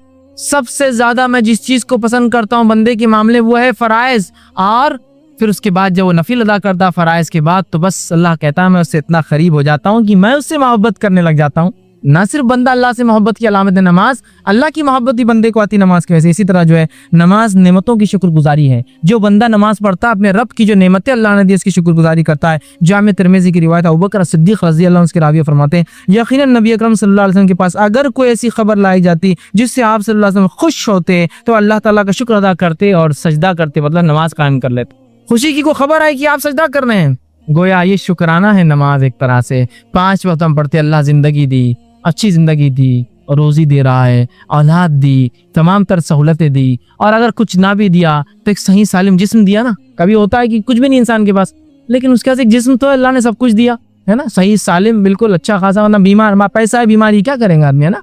तो देखिए उस पर खुश हो तो अल्लाह का शुक्र अदा करता है, ठीक है, तो आप सब सजदे में चले जाते, नमाज कायम करते। इसी तरह नमाज जो है का अजर जो है बेहिसाब है, इसका बदला बेहिसाब मिले। हालांकि फरीजा है लेकिन अदा करो तो फायदा भी पाओ, कंपलसरी है, करो और फायदा भी पाओ। अल्लाह के रसूल फरमाते, सही मुस्लिम की रिवायत में आयशा रज़ी अल्लाह अन्हा फरमाती और कहती है नमाज फजर से पहली वाली 2 सुन्नतें अल्लाह के रसूल फरमाया दुनिया व मा फीहा, उसमें जो कुछ है उससे बेहतर है। दुनिया और उसमें जो कुछ है, सिर्फ फर्ज नहीं, सिर्फ नमाज की 2 सुन्नतें जो फजर की नमाज से पहले होती है, रसूलुल्लाह फरमाते दुनिया व मा फीहा, दुनिया और उसमें जो कुछ है उनसे ज्यादा बेहतर है। सिर्फ 2, अभी सुन्नत की बात हो रही है, फर्ज का क्या हाल होगा फिर जब 2 रकातें सुन्नत जो फजर से पहले है वो दुनिया व मा फीहा से ज्यादा अफजल है, तो फराइज का क्या हाल होगा बस अंदाजा गेस ही किया जा सकता है। आगे आइए, नमाज के ताल्लुक से नमाज तोहफा है, आसमानी है। ये एक जिसको हम कहेंगे आसमानी तोहफा है, हमको जो डिवाइन गिफ्ट है जो दिया गया। इसलिए कि बुखारी की रिवायत है रसूलुल्लाह सल्लल्लाहु अलैहि वसल्लम मेराज पर गए, मेराज पर जाने के बाद एक एक मुकाम से, एक एक जो आसमान से गुजरे, रब के पास गए, रब ने सूरह बकरा की आखिरी दुआ है थे आपको नमाजी, और इसके साथ एक तोहफा दिया, और वो तोहफा क्या था? नमाज था। याद रहे, जिस दिन ये तोहफा मिला बड़े शौक से मनाते लोग उसको, मेराज की रात, तोहफे की रात, नमाज की रात। और अक्सर मेराज में नमाज पढ़ने वाले मेराज से मेराज ही दिखते, बाद में नहीं मिलेंगे आप। मतलब गिफ्ट जिस दिन मिला उसी दिन सलाम जी देने वाले को, और उसके बाद गायब, फिर पीट। गिफ्ट ही तोहफा तो आसमानी है, इसलिए कि सारी इबादतों के लिए इबादतों को भेजा गया, और ये वैसी इबादत है जिसको बुलाकर दिया गया। इसकी फजीलत समझ लीजिए। रोजा नीचे आया, ज़कात नीचे हुक्म आया, हज नीचे हुक्म आया, तौहीद नीचे हुक्म आया, फरिश्ता लेकर आया, नमाज बुला कर दी गई। सुभान अल्लाह, अहमियत समझ लीजिए। सारी इबादतें फर्ज भेजे गए, ये बुला कर दी गई, इसलिए मैं कह रहा हूँ तोहफा आसमानी है, और आसमान पर बुला कर दिया गया। वैसे सारी इबादत आसमान से ही अल्लाह के पास से आई ना, ये तोहफा आसमानी है, बुला कर दिया गया। और इसकी खुसूसियत ये है मालूम आपको कि ये सारी इबादत इस्लाम की चांद से चलती है, नमाज की फजीलत ये है ये सूरज से चलती है, सबसे हटकर है। हज का एक सीजन है, जिलहिज्जा का महीना, चांद से कैलकुलेट होता है ना। सारी इबादतें देखे, ज़कात के लिए 1 साल गुजरना है, वो भी चांद से होता है, 355 दिन, वो भी चांद से है। लेकिन ये एक ऐसी इबादत है जो सूरज से चलती, सूरज निकलने से पहले, सूरज बीच में हट गया तो, सूरज ढलने लगे तो, सूरज डूबने के बाद और रात के हिस्से में। तो सारी इबादतें चांद से जुड़ी है और ये सूरज से जुड़ी इबादत है, इससे भी इसकी फजीलत पता चलती है, याद रखिए। इसी तरह जो है नमाज गुनाहों से पाक कर देती है। सही बुखारी की रिवायत, आप सबने सहाबा से पूछा, क्या तुम में से कोई शख्स जिसके घर के सामने एक नदी बह रही हो और उसमें वो 5 वक्त गुस्ल करता है, तो क्या उसके आंख पे कोई मैल कुचल बाकी रहेगा? सहाबा ने कहा बिल्कुल नहीं। तो कहा ऐसी मिसाल उस मोमिन की जो 5 वक्त नमाज पढ़ता है, अल्लाह सारे गुनाह उसके माफ कर देता है उसकी वजह से। गुनाहों को मिटाने का जरिया, हालांकि फरीजा है, बदला भी देता है और उसके साथ साथ गुनाहों को मिटाता भी है। हमें चाहिए अब नमाज की पाबंदी करें। इसी तरह जो है नमाज जन्नत का जरिया है, याद रखिए। अल्लाह रब्बुल इज्जत फरमाता सूरह मारिज सूरह नंबर 70 आयत नंबर 34 और 35 में कहा फरमाया, वल्लज़ीना हुम अला सलातिहिम युहाफिज़ून उलाइका फी जन्नातिम मुकरमून। वो लोग जो अपनी नमाजों की हिफाजत करते हैं वो इकराम वाली जन्नतों के अंदर दाखिल होंगे, इज्जत वाली जन्नतों में जहाँ उनकी इज्जत तौक़ीर इकराम किया जाएगा उसमें दाखिल हो। तो नमाज जन्नत में जाने का जरिया है, इसलिए नमाज पढ़ो, इकराम वाली जन्नत में दाखिल हो। नमाज जहन्नुम से नजात का जरिया है, जहन्नुम से बचने का तरीका है। सही मुस्लिम की रिवायत है, अमर रज़ी अल्लाह फरमाते और कहते हैं, जो शख्स नमाज फज्र और असर पढ़ेगा वो हरगिज आग में दाखिल नहीं होगा। जो शख्स नमाज फज्र और असर पढ़ेगा वो हरगिज जहन्नुम में दाखिल नहीं होगा। ये 2 नमाजों के ताल्लुक से क्यों कहा गया, हालांकि फर्ज तो 5 है? वो इसलिए कि ये 2 नमाजों में इंसान ज्यादा कोताही करता है पढ़ने में, जैसा कि फजर सोने में चले जाती है और असर भी सोने और चाय में चले जाती है, इसमें कमजोरी आती है इंसान में, इसलिए खास तौर से किया गया और हर नमाज वजह है। तो कहा जो फजर और असर पढ़ेगा अल्लाह उसको आग नहीं दिखाएगा जहन्नुम की। याद रहे कितनी बड़ी बात जो है कही जा रही है। इसी तरह जो है नमाज जो है अपनी हिफाजत का एक जरिया अल्लाह से, मालूम आपको, नमाज एक हिफाजत का जरिया। सही मुस्लिम की रिवायत आपने फरमाया, कहा जुंदुब खसी रज़ी अल्लाह के रावी कहते हैं, जिस शख्स ने सुबह की नमाज पढ़ी बस वो अल्लाह के अमन अमान में आ गया। जिसने फजर पढ़ ली अल्लाह ने उसका जिम्मा ले लिया आज का, और जिसने फजर नहीं पढ़ी समझ लो उसका जिम्मा खत्म हो गया है ना।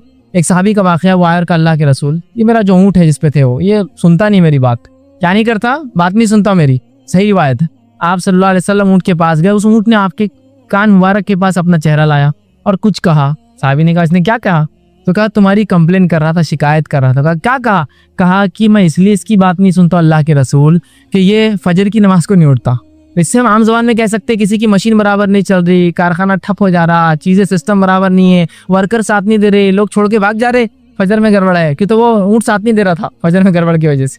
ये फजर नहीं पढ़ता बोल के मैं इसकी बात नहीं सुनता, दिन भर कहीं भी भाग जा रहा, सुन रहा नहीं, उसको हकाला जा रहा तो मान रहा नहीं, हो रहा है, हो सकता है ऐसा, है ना। फजर नहीं पढ़ रहे आप, बिजनेस नहीं चल रहा, होगा क्यों नहीं होगा, लोग आपकी बात नहीं मान रहे होंगे, मछली ला रहे बार बार बिगड़ जा रही है, फजर शुरू कर दीजिए, इंशाल्लाह देखिए सब मामले दुरुस्त होते जाते हैं। चूंकि जानवर इताअत नहीं कर रहा है कि इंसान की जो फजर की नमाज नहीं पढ़ रहा, जानवर नहीं कर रहा तो फरिश्ते क्या फटकेंगे उस आदमी के नजदीक, और क्या अल्लाह की रहमत आएंगे ऐसे आदमी के, है ना।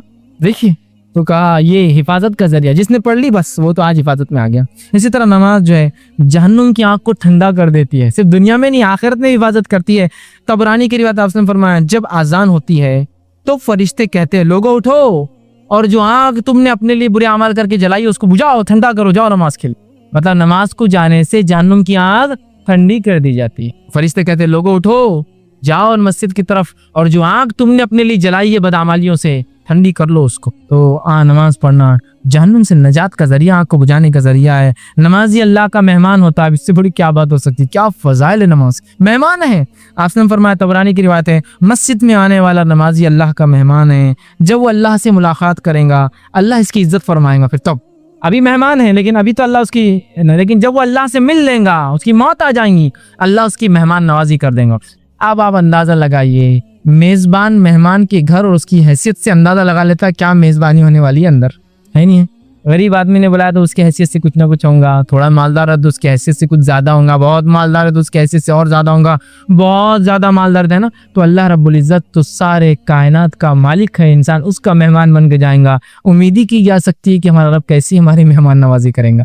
नमाजी इंसान अल्लाह का मेहमान है और अल्लाह रब्बुल इज्जत रोज़ क़यामत अपने मेहमान जो है जब भी वो मिलेगा, जब उसकी जो है मेहमान नवाजी करने वाला है। इसी तरह जो है नमाज की अहमियत इतनी ज़्यादा है कि अल्लाह के रसूल सल्लल्लाहु अलैहि वसल्लम फरमाते, अबू दाऊद की हदीस है, जब बच्चे 7 साल की हो तो इन्हें मस्जिद ले जाओ। कहाँ ले जाओ? मस्जिद ले जाओ। और 10 साल की और नमाज ना पढ़े तो क्या करो? ज़रब लगाओ, मारो। क्या किया कभी हमने? क्या किया कभी हमने अपनी औलाद के साथ? कहीं ऐसा तो नहीं हमारी औलाद आज हमको बद्दुआ देती है, बाप ने आदत नहीं लगाई बोल के आज हम नमाजी नहीं है। 7 साल के हो तो मस्जिद ले जाओ, हमारे पास बच्चा बड़ा हो रहा है, 7-1 साल ऐसी उम्र होती है जब बच्चा बोलता है, उसके अपने आइडियाज होते हैं, एक बोलने की उम्र हो जाती है। तो हम उसको बाजार ले जा रहे हैं, घुमाने ले जा रहे हैं। अब बड़े हो गए तो ट्रेन का सफर करेंगे बेटा तुम, अब मैं जहाज में ले जाऊंगा, 7 साल का वादा था, सब कर रहे हैं। सिवाय इसके कि जो कहा जा रहा है नमाज की ताकीद करो, और अगर 10 साल तक 3 इयर्स के पीरियड में भी आदी ना बने तो फटका लगाओ, क्योंकि ये आखिरत की नजात का जरिया है ना। अगर थोड़ी सी मार से जिंदगी बदलती है तो इससे ज्यादा क्या हो सकता है, समझ रहे हैं आप। आसम फरमाते अल्लाह उस बाप पर रहम करे जो घर में कोड़ा लटका दे, इस नियत से नहीं कि मारे, इस नियत से कि इसके डर से बच्चे नमाज शुरू हो जाए। आज डर से पढ़ेंगे, कल इखलास से पढ़ेंगे। आदत तो मस्जिद जाने की, हमको आदत ही नहीं ना मस्जिद जाने की। मसला ये है कुछ लोगों को मस्जिद जाते हैं शर्म भी आती, मालूम, अल्लाह रहम करे, बहुत शर्म आती है जाने। कुछ लोग इतने हाइजीनिक हो जाते हैं कि मस्जिद का पानी पे शक होता है, इतने लोग हाथ डाल रहे गंदा होगा होगा, इतने लोग जूते रख रहे गंदे होंगे, इतने लोग सजदा करते गंदा होगा, इतने लोग फलां करते गंदा होगा। अनहाइजीनिक हो जाता है उनके बहानों की, तो अल्लाह रहम करे। ऐसी एक फहरिस्त है, इसी को मतलब वो लिमिटलेस बहाने हो, उसका अकाउंट भी नहीं किया जा सकता है ना। तो यहाँ देखिए मारने का हुक्म है। इसी तरह बाजमात नमाज ना पढ़ने वालों के ताल्लुक से आपने फरमाया मेरा दिल चाहता, हदीस के अल्फाज देखिए, सही मुस्लिम की रिवायत है, आपने फरमाया कहा मेरा दिल चाहता अजान दी जाए और किसी एक नौजवान को नमाज के लिए आगे खड़े कर दूं, मतलब मैं खुद नमाज ना पढ़ूं, किसी नौजवान को आगे बढ़ा दूं, और फिर मैं कुछ लोगों को ले जाके लकड़ियां जमा करूं और उन लोगों के घरों को आग लगा दूं जो मस्जिद में नमाज छोड़कर घरों में नमाज पढ़ते हैं। मतलब वो बेनमाजी नहीं है, जमात से नमाज नहीं पढ़ते हैं, तो घर जलाने की बात हो रही। मेरा दिल चाहता है कि मैं नमाज के लिए अजान दी जाए, मैं किसी और को आगे बढ़ा दूं, मैं खुद पीछे से हट जाऊं, फिर कुछ लोगों को लूं, लकड़ियां जमा करो और लोगों के घरों में आग लगा दूं जो बाजमात नमाज छोड़कर घरों में नमाज पढ़ते हैं। तो घर में नमाज पढ़ने वालों के लिए आग की बात हो रही है, तो नमाज छोड़ने वाले के लिए तो जाहिर सी बात है कितनी आग है, दुनिया में भी और आखिरत में। तो जलाने का अजाब, असल में हदीस फरमाते हैं, मुस्लिम की रिवायत है, जलाने का अजाब सिर्फ आग के मालिक को हक जलाने का अजाब देने का है, जो कि अल्लाह है। यहाँ कह रहे जला देने का मेरा दिल चाहता है, किया नहीं आपने, लेकिन दिल चाहता है का। इतना बुरा अमल है ये कि नबी रहमत भी ये कह रहे हैं, जिसको अल्लाह ने सारे आलम के लिए रहमत बनाया, कि दिल जला दूं, मेरा दिल चाहता है, घर जला दूं इन लोगों की जो ऐसा कर। अंदाजा कितनी अहमियत। इसी तरह जो है नबी अकरम सल्लल्लाहु अलैहि वसल्लम का नमाज का क्या ज़ौक़ था, क्या आपकी उसका वो शौक था। बुखारी की रिवायत, आप सब रात भर खड़े के नफिल पढ़ते, इतना कि आपके पैर सूज जाते। मैं आयशा ने सवाल किया अल्लाह के रसूल क्यों पढ़ते आप इतनी नमाजें, आपके गुनाह बख्शाए, अल्लाह ने आपकी मग़फ़िरत कर दी है। तो आप सबने क्या प्यारा जवाब दिया, रखा अफला अकूनु अब्दन शकूरा, क्या मैं अल्लाह का शुक्रगुजार बंदा ना बनूं। तो वह नमाज शुक्रगुजारी है मेरे भाई। नबी जिसके अमाल सारे अगले पिछले माफ है और सीधा जन्नत है, वो नबी भी अपने रब के शुक्र में नफिल नमाजों के अंदर इतना पढ़ता है कि अपने पैरों को सुजा लेता है। क्या मैं अपने रब का शुक्रगुजार बंदा ना बनूं। तो वह एक शख्स जो नमाज नहीं पढ़ता और फर्ज नहीं पढ़ता तो कितना नाशुक्रा बंदा है, उससे एक जैसी किया जा सकता है कि नबी नफिल पढ़ रहे शुक्र में और हम फर्ज गायब कर रहे हैं, और फिर बोल रहे परेशान है, तंग दस्त है, रिस्क में कमी है, औलाद बेकार निकल गई, पड़ोसी तकलीफ देता है, बॉस तंग करता है, नौकरी बराबर नहीं होती है, छूट जाती है, मुसीबत खाली यहाँ है नमाज, अल्लाह हिफाजत में ले लेगा, रिस्क का जिम्मा उसका, हर काम उसका, याद रखिए। इसी तरह सहाबा का नमाज का ज़ौक़ सुनिए, सही बुखारी की रिवायत, अबू बकर सिद्दीक़ रज़ी अल्लाह अन्हु के ताल्लुक से आता है कि जब आप खलीफा बने और नमाज पढ़ाते थे, नमाज में इतना रोते थे कि पीछे वालों को खिरत की आवाज नहीं जाती थी। इतना ज़ौक़ नमाज का, इतनी कसरत से पढ़ते थे और इमामत भी करते और कभी आयत इतना रोते थे कि पीछे मस्जिद तक आवाज चली जाती और आपकी खिरत की आवाज बराबर नहीं आया करती। उमर इब्न खत्ताब रज़ी अल्लाह के ताल्लुक से मुअत्ता इमाम मालिक की रिवायत जो है आता है, क्या फरमाया करते थे, तुम्हारे कामों में से सबसे ज्यादा अहमियत मेरे नजदीक जिस काम की वो नमाज है, जो शख्स अपनी नमाज की हिफाजत करेगा तो जो है और इसको देखभाल करेगा वो अपने पूरे दिन की हिफाजत करेगा, और जो नमाज को ज़ाया करेगा वो बाकी तमाम चीज़ों में बदर्जे ऊला उसको ज़ाया करेगा। गोया ये हदीस का एक तरह से मफहूम है जो पिछले रखा मैंने, वो हदीस सेम रिपीट किया।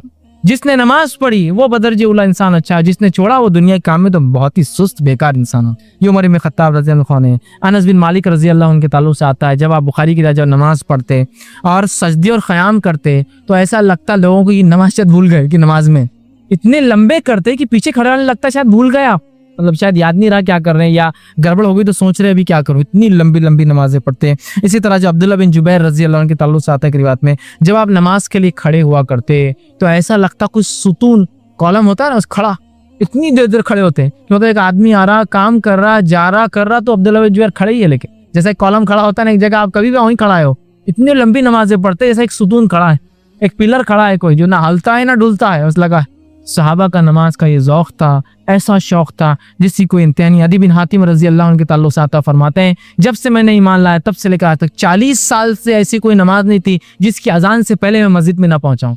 40 ईयर्स उनकी ज़िंदगी की चले गए अल्लाह के रसूल की बात, 40 साल तक मस्जिद में तब आए जब अजान भी नहीं हुई थी, अजान से पहले आ जाते थे। 40 ईयर्स, 40 साल तक। ये तो हिफाजत और ज़ौक़ था कि नमाज की चूक ना हो जाए, लेट ना हो जाऊं, अजान से पहले मस्जिद में नवाफिल पढ़ रहे हैं, वजू कर रहे हैं, तहियतुल मस्जिद पढ़ रहे हैं, तहियतुल वजू पढ़ रहे हैं, मौक़िदा पढ़ रहे हैं, सुन्नतें जो है वो अदा कर रहे हैं, नफिल अक्सर टाइम है तो इमाम के साथ फ़र्ज पढ़ रहे हैं, फ़र्ज के बाद जो सुन्नतें वो पढ़ रहे हैं, मौक़िदा पढ़ रहे हैं, इसलिए कि वो जानते थे अल्टीमेट सक्सेस यही है, दुनिया कामयाबी नहीं दे सकती। नमाज को छोड़ना क्या है? अब इतने फ़ज़ाइल के बाद चूंकि वक्त नहीं है, इसके फ़ज़ाइल कमोबेश नमाज की अगर कुरान हदीस से निकाले जाए तो 80 से ज़्यादा होते हैं। मेरे पास वक्त नहीं था, लेकिन मैं गिनवाऊंगा आखिर में, खाली सरसरी बोलता जाऊंगा इंशाल्लाह, कुछ तो गिनवा दिए। नमाज छोड़ने वाले का क्या अंजाम होगा और नमाज छोड़ने के हमारे बहाने दोनों रखूंगा मैं इंशाल्लाह, और उन बहानों का इजाला भी करूंगा। सिर्फ नमाज की अहमियत बताने मामला खत्म नहीं होगा, उसके बहाने बड़े एक से एक हमारे पास है ना। अक्सर लोग नमाज जो पढ़ते हैं वो नमाज पढ़ने का भी मामला बड़ा अजीब है, इंशाल्लाह आगे वो भी रखूंगा।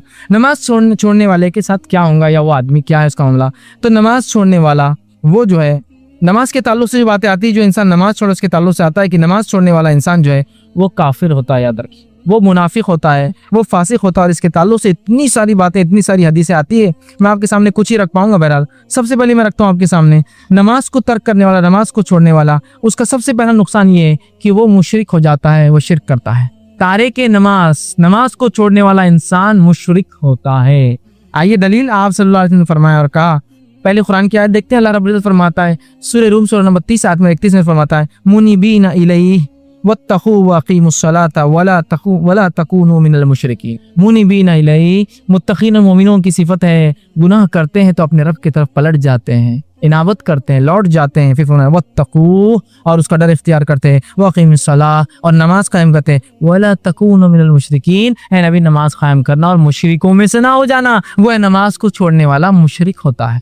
और कितना आसान है हमारे नमाज छोड़ना, अल्लाह रहम कर। नमाज को छोड़ने वाला मुशरिक होता है। नबी अकरम सल्लल्लाहु अलैहि वसल्लम फरमाते, मुस्नद अहमद की रिवायत है, तरकुस्सलाति शिर्क, नमाज को छोड़ना शिर्क है। लफ्ज के साथ बिल्कुल जुमला है, नमाज को छोड़ना शिर्क है। इसलिए कि जिस रब ने पैदा किया, अगर तुम उसकी इबादत नहीं करते, इसका मतलब किसी ना किसी और चीज की इबादत तुम्हारे दिल में रच बस गई है। नमाज को छोड़ना शिर्क है। आगे जो है आप के ताल्लुक से आता है कि नमाज के ताल्लुक से आप फरमाते हैं नमाज को छोड़ना कुफ्र है। जब मैं छोटा था, एक मरतबा वालिद साहब ने किताब लाइल कबायर, कबीरा गुनाहों की, जब वो किताब घर में आने वाली थी तो पहले से मालूम हो गया था कि किताब आने वाली है अल कबायर, तो एक छोटे बच्चे होने के नाते बड़ा जोश और जज्बा था, क्या आने वाला है। और ऐसे ऐसे गुनाह इसमें मिलने वाले जो गुनाह हम कभी नहीं देखे होंगे जिंदगी, मतलब हम ऐसा सोच रहे थे छोटे होने के नाते, इसमें वो गुनाह की काउंटिंग होंगी जो पूरी जिंदगी में हमने कभी नहीं देखे थे। होता ना कि ऐसे ऐसे गुनाह जो कभी सुने नहीं, कभी देखे नहीं। जब अल कबायर किताब आ गई और उसको खोले तो उसमें लिखा हुआ नमाज का छोड़ना। छोटे बच्चे होने के नाते हम तो ऐसा सोच रहे थे इसमें वो गुनाह होंगे जो कभी जिंदगी में नहीं सुने होंगे, तो लिखा नमाज का छोड़ना। और हम जिस माहौल में थे, हम देख रहे थे हर कोई नमाज छोड़ता था, हमको लगा तो किताब गलत है तो लोग गलत है। मसला क्या है कि नमाज छोड़ना के कबीरा गुनाह हमें नहीं पता था, छोटे थे, और हमको लगा कबीरा गुनाह होता है ऐसे जो मुसलमानों समाज में दिखते भी नहीं को करते हैं। नमाज का छोड़ना तो आज क्या हमला है। आप सब फरमाते हैं नमाज का छोड़ने वाला जो है वो काफिर हो, कुफ्र समझते हैं, काफिर है। आइए सुनिए अल्फाज जो है, ये हदीस जो है सही तरगीब व तहजीब की रिवायत है। सौबान रज़ी अल्लाह फरमाते हैं कि आप सल्लल्लाहु अलैहि वसल्लम फरमाया और कहा, बंदे और कुफ्र और ईमान के बीच में फ़र्क जो है नमाज है, इसलिए कि आपने फरमाया इसे तर्क करने वाला बंदा मुशरिक करार पाता है। बंदा, इंसान, ईमान, कुफ्र के बीच में फ़र्क नमाज है, इसलिए कि नमाज छोड़ने वाला फरमाते हैं मुशरिक हो जाता है, और शिर्क करने से वो कुफ्र भी कर लेता है, शिर्क करने वाला काफिर हो जाता है। समझ रहे हैं? तो आप फरमा रहे हैं बंदे और कुफ्र और ईमान के बीच में फ़र्क नमाज है, इसे तर्क करने से बंदा मुशरिक करार पाता है। किसी को काफिर बोले तो अंदाजा लगाइए, आप किसी गैर मुस्लिम को आप बोलिए काफिर तो वो तलमल हो जाता, हालांकि उसको समझता नहीं कुछ, लेकिन तलमल हो जाता, क्योंकि मीडिया ने बताया ना काफिर बोलते ये काफिर बोलते। अल्लाह के रसूल फरमा रहे नमाज को छोड़ने वाला काफिर हो जाता, और वो मुशरिक भी होता है, इसलिए कुफ्र करता है। अब हर किसी की अपनी चॉइस है, वो जो इख्तियार करना चाहता है करे। एक तरफ ईमान है, उसके कुछ तकाजे हैं, एक तरफ कुफ्र है, उसके कोई तकाजे नहीं, जो चाहे करो दुनिया में, कुफ्र खुद हो जाता है। ईमान के तकाजे है, उसके लिए कुछ करना पड़ता है, कुछ डेडिकेशन देना पड़ता है। इसी तरह जो आपने फरमाते हैं, सही मुस्लिम की रिवायत है, इन्न बैना रजुली व बैना शिरकी वल कुफ्री तरकुस सलाह। इंसान और शिर्क और कुफ्र के बीच का फर्क नमाज है। शिर्क और कुफ्र के बीच का फर्क नमाज है। एक इंसान है, अगर वो शिर्क और कुफ्र पे नहीं है तो फर्क वो चीज बताती है कि वो नमाजी है। अब हम अपने आप को किस में डालें, हम खुद सोच सकते हैं हम कितनी नमाजें पढ़ रहे हैं, और इससे आगे बढ़िए, इससे आगे बढ़िए, इससे भी घटिया एक दर्जा है, उस दर्जे में भी इंसान मुशरिक एक दर्जा है, कुफ्र से भी नीचे एक दर्जा है, मालूम आप वो क्या है? निफाक। इसलिए कि निफाक, मुनाफिकत कुफ्र का एक आला किस्म है। इसलिए उसकी सजा सबसे निचली है। तो एक नमाज, जो इंसान नमाज छोड़ता है वो मुनाफिक भी हो जाता है। इसलिए कि अल्लाह रब्बुल इज्जत कुरान में फरमाता है सूरह निसा सूरह नंबर 4 आयत में 142 में, वइज़ा अक़ामू इलस्सलाति क़ामू कुसाला, जब मुनाफिक नमाज के लिए खड़ा होता है तो बड़ी सुस्ती से खड़ा होता है। युराऊन अन्नासा, और जो कुछ पढ़ता है, जो कुछ करता है वो लोगों को दिखाने करता है। वला यज़कुरून अल्लाह इल्ला क़लीला, और नहीं करता अल्लाह का जिक्र मगर बहुत थोड़ा। क्या फरमाया? वइज़ा क़ामू इलस्सलाति क़ामू कुसाला। मुनाफिक की सिफत क्या? नमाज को खड़ा होता है तो सुस्ती से, और इसलिए खड़ा होता है कि लोगों को दिखाए, और अल्लाह का जिक्र नहीं करता मगर बहुत थोड़ा। तो मुनाफिक। इसी तरह मुत्तफ़क़ अलैहि रिवायत है, सही बुखारी और सही मुस्लिम की हदीस, आपने फरमाया मुनाफिक पर फज्र की और इशा की नमाज बड़ी भारी जाती है। ये मेरे बारे में और आपके बारे में बात नहीं हो रही। मुनाफिक पर फज्र और इशा की नमाज भारी जाती है। अल्लाह हम पर रहम करे, वाकई में हम पर फज्र और इशा की नमाज मुश्किल। मुनाफिक पर आपने कहा, सही मुस्लिम की रिवायत हमने फरमाया मुनाफिक जो है बैठा रहता है, और जब सूरज डूबने लगता है और पीला हो जाता है तब भागते हुए जाता है और कौवे की ठोंगे से सरजमीन पे मारता है और असर की नमाज अदा कर लेता है। वो इतनी सुस्ती की सूरज डूब रहा है, लाल जब हो जाता है तो भागता है, उठते हुए जाता है और 4 रकात, ताकि मुसलमानों को बताया मैं मुसलमानों भाई काफिर नहीं हुआ, और ठोक मारता है 4, मतलब 4 सजदे, मतलब उसने नमाजें पढ़ी और उसके बाद खत्म कर। तो मुनाफिक हो जाता है वो शख्स जो है, जो करता है। आप सल्लल्लाहु अलैहि वसल्लम के ज़माने में, आप सल्लल्लाहु अलैहि वसल्लम के ज़माने में मुनाफिकों की भी हिम्मत और मजाल नहीं थी कि वो नमाज छोड़े, इसलिए कि उन्हें पता था नमाज छोड़ने से हमारा कुफ्र जाहिर हो जाएगा। अल्लाह रहम करे हम पर। हम लोग अपने आप को माँ पेट से मुसलमान कहकर धड़ल्ले से नमाजें छोड़े, धड़ल्ले से नमाज। रसूलुल्लाह सल्लल्लाहु अलैहि वसल्लम के ज़माने के काफिर की भी हिम्मत नहीं थी कि वो कोई नमाज को छोड़े, इसलिए कि वो जानता था नमाज को छोड़ने से मेरा कुफ्र जाहिर हो जाएगा। हम अपने आप को माँ पेट से मुसलमान बोलते हैं और उसके बाद धड़ल्ले से नमाजें एक के बाद एक छूट रही हैं। रमज़ान का एक चांद होता है जो अजीब तब्दीली लाता है, और रमज़ान का एक और चांद होता है जो अजीब तब्दीली लाता है। पहला चांद वो होता है जो रमज़ान शुरू करता है, ऐसी तब्दीली लाता है कि मस्जिदें जो मुसल्लियों के लिए तरसती थी, वो मस्जिदें जो परेशान हो जाती मुसल्लियों की बोझ और वजन से। जगह नहीं है, रास्ता नहीं है, हाउस नहीं पूर रहे, पानी नहीं पूर रहा, चटाई नहीं पूर रहे, रास्ते नहीं पूर रहे, बिल्डिंग्स नहीं पूर रही। और फिर एक चांद और आता है, अजीब चांद होता है, वो भी आएगा, वो भी कल या परसों। फिर वो चांद ऐसा करता है मस्जिद फिर भी ईरान हो जाती है कि कहाँ चले गए वो लोग जो मुझ में आते थे एक चांद देखने के बाद, फिर एक चांद देखकर गायब हो। फिर अगले साल उन्हें लोग मिलते, वही अगले साल कब में हमको याद आता हम मुसलमान है, अगले साल 27 रजब शब्बे मेराज, फिर थोड़ा सा याद आता और अरे अपन मुसलमान है 15 शाबान, उसको भी एक रात मनाते शबे बरात। फिर एक याद दहानी आती जब एक चांद दिखता, अरे तरह भी पढ़ना है अपने को, चलो चलो चलो चलो चलो और चले नमाज। फिर एक चांद आया, सब कुछ तो अगले साल मिल रहे। फिर नमाज एक मामूल होना चाहिए, एक नज्म होना चाहिए, और नमाजें हम पर 5 वक्त फर्ज है हर दिन में, उनके औकात में। मनमानी नहीं, कभी उठ के पढ़ लो, जोहर के साथ रोज फजर चालू है, रोज चालू। ईशा तो छूट ही जा रही है, वो तो उसके सवाल ही नहीं आ रहे थे कि वो तो टाइम ही नहीं मिल रहा शाम में फजर, लेकिन जोहर के साथ मिला दी जा रही। कभी ईशा भी और जोहर फजर भी दोनों, तो तीनों जोहर में हो रही, 3 नमाज एक साथ हो रही। हर दिन में 5 वक्त नमाजें याद रखती, 5 वक्त उनके वक्तों पर पढ़ना है। हमको जो कुछ नमाजें याद रहती है वो 3 ही नमाजें याद रहती, 3 नमाजें याद रहती। मैं जोहर असर मगरिब की बात नहीं कर रहा हूँ, 3 नमाजें रहती। एक होती है वो नमाज जो हमको याद रहती है, वो होती है 8 की, जुम्मे को जुम्मा बराबर मस्जिद में तैयार होके रेगुलर मुसल्लियों से भी आधा घंटा पहले जिक्र करते बैठा रहता हूँ, 8 वाला जुम्मा वाला, जुम्मे को जुम्मा। एक 8 की हमको याद रहती। दूसरी एक नमाज जो याद रहती है कौन सी, आपको खाट की, मर गया तो जनाजे की नमाज, खाट पे डाला हुआ रहता हूँ, गए पढ़ ली खड़े रह। और तीसरी नमाज कौन सी याद रहती है हमको, 360 की, ईद को ईद, बस 3 नमाज है। ये 3 बोल रहा मैं, जोहर असर मगरिब की बात नहीं कर रहा था। देखिए आप आखिरी बार नमाज कब पढ़े थे, जुम्मे को पढ़े थे यार, मुसलमान है ना को जुम्मा, अच्छा माशाल्लाह।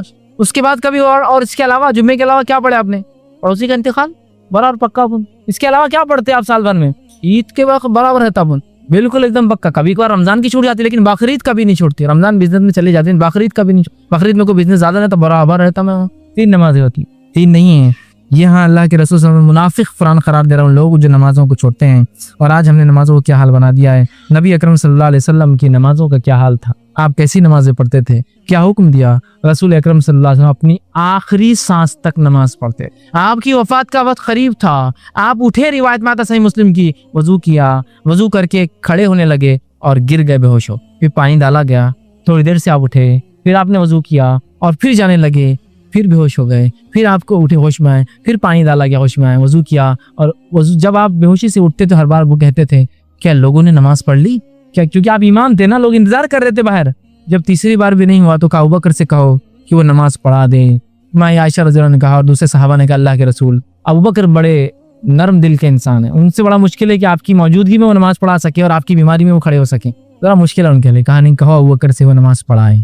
अबू बकर सिद्दीक नमाज के लिए आगे बढ़ते हैं, रकात बांध के खड़े होते हैं, अल्लाह के रसूल हम पीछे से आते हैं, जैसी आहट सुन लेते हैं वो लोग बोलते हैं ऐसा कैसा होगा, अबू बकर ने कैसी आवाज़ आहट सुननी होगी। जिस इंसान से इंसान मोहब्बत करता है ना, उसकी आहट भी उसके लिए काफ़ी हो। आहट सुन ली कि नबी आ गए, अंदाज़ा हुआ, दरवाज़ा खुला, उस दरवाजे से आप आते थे जहाँ से डेली, अंदाज़ा होते ही आप पीछे सरकने लगी। अल्लाह के रसूल ने हाथ से आगे धक्का दे दिया, कहा तुम मत पढ़ाओ। और रसूलुल्लाह सल्लल्लाहु अलैहि वसल्लम खड़े रह के नमाज नहीं पढ़ सके, आपने बैठकर नमाज पढ़ी। उसके बाद फिर आपने नमाज पढ़ाई कुछ जिन नमाजों की कैफियत ये थी कि आप सबने बैठकर नमाज पढ़ाई, इसलिए कि आप खड़े नहीं सकते थे। सारे सहाबा ने बैठकर पढ़ी और एक बार लेट कर पढ़ाई, सारे सहाबा ने बैठकर और लेट कर आखिरी वक्त तक पढ़ रहे हैं।